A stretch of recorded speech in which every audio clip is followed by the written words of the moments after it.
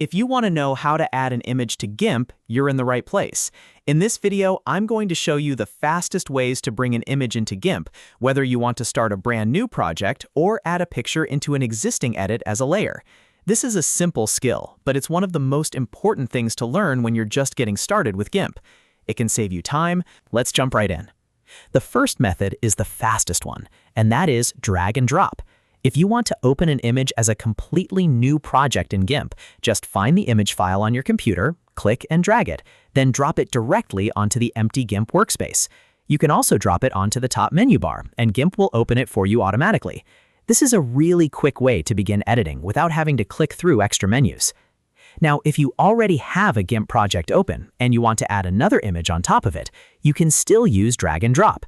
Just drag the image file from your folder and drop it directly onto the canvas of the project that's already open. When you do that, GIMP will bring the image in as a separate layer, which means you can move it, resize it, and edit it independently from the rest of your project. That makes this method especially useful when you're creating collages, thumbnails, graphics, or layered edits. The second method is to open an image as a brand new project. This is the best option when you're starting fresh and want the image to be the main file you work on. To do this, click File in the top menu bar, then select Open. On Windows, you can also use Ctrl+O, and on Mac, you can use CMD+O. After that, browse through your files, select the image you want, and click Open. GIMP will load the picture into a new workspace ready for editing.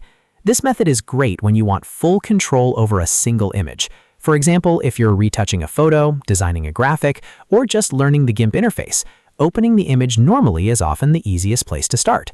Once the image is open, you can zoom in, crop, adjust colors, or use any of the tools inside GIMP to improve it.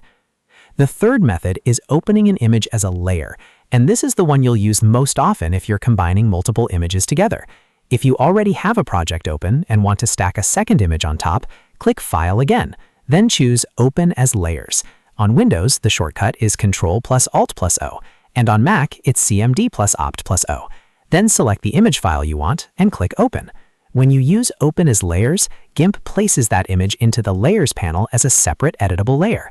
That means you can reposition it, change the size, adjust its transparency, and blend it with other elements in your project. This is perfect for advanced editing, overlays, adding logos, placing text over images, or building more complex designs.